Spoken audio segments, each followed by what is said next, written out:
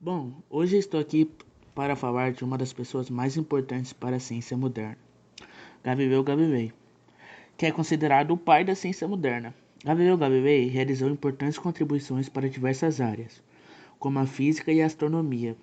Conhecido como o pai da ciência moderna, Galileu Galilei foi um cientista físico, astrônomo, escritor, filósofo e professor italiano que deixou legado importante em diversas áreas.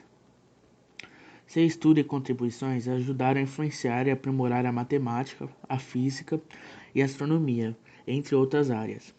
Considerando revolucionária a época, chegou a ser perseguido e julgado pela Igreja Católica, que considerava suas teorias controversas e polêmicas. Galileu Galileu nasceu em 15 de fevereiro de 1564, na cidade de Pisa, na Itália. Primogênito do casal Vincenzo Galilei e Giulia Amanati, teve 5 irmãos. Aos 11 anos, o cientista estudou em um mosteiro jesuíta situado em Vallombrosa, na Toscana. Aos 17 anos, informou a sua família que queria ser jesuíta também. Porém, o pai dele não aprovou essa ideia, retirando-o da escola. O cientista teve 3 filhos com a Menesia Marina Gamba, com a qual nunca se casou. Suas 2 filhas se tornaram freiras e o filho músico.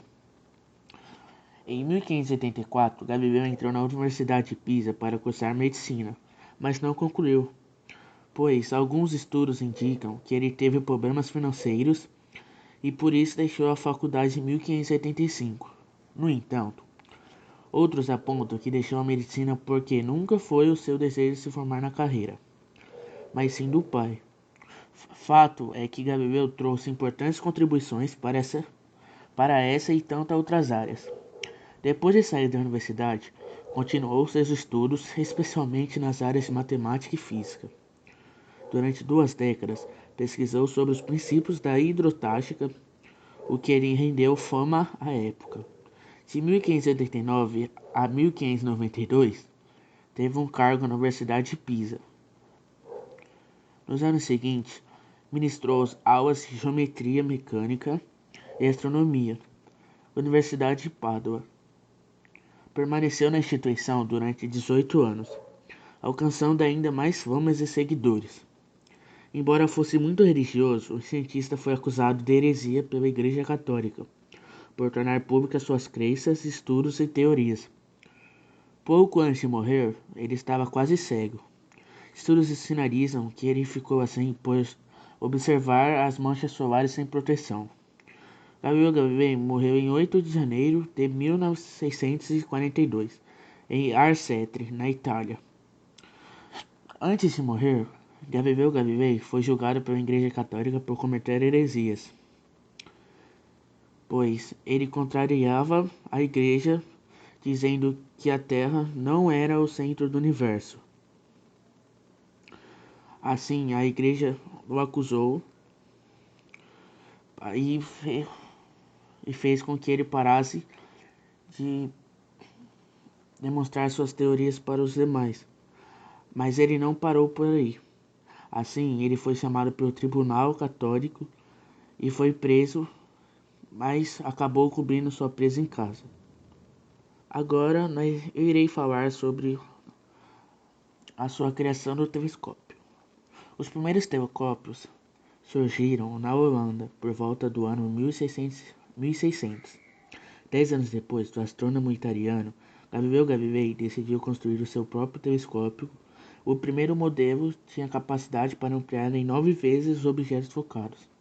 Depois de algumas experiências, ele conseguiu desenvolver uma versão capaz de aumentar a visão em 30 vezes. Era um aparelho superior a qualquer outro já fabricado na época. Ao apontar o instrumento para o céu, Galileu fez descobertas que revolucionaram os estudos astronômicos.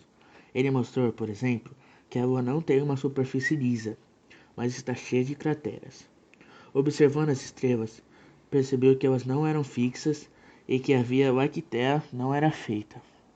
Via Láctea não era feita, como dizia Aristóteles, por elevações celestiais, mas por um conjunto de estrelas, e descobriu 4 planetas ou satélites girando em torno de Júpiter. Estudando a relação entre os planetas e satélites, Galileu percebeu que a Terra não era o centro do universo, como dizia Aristóteles em sua teoria teocêntrica, adotada pela Igreja Católica. Para Galileu, nosso planeta era apenas um astro orbitando ao redor do Sol. Foi a partir daí que passou a defender o helocentrismo. Isso rendeu muitos problemas com a Inquisição. O astrônomo foi julgado e condenado por um tribunal do Santo Ofício. Foi obrigado a rechaçar suas descobertas. Ficou em prisão domiciliar próximo a Florença e morreu em 1642.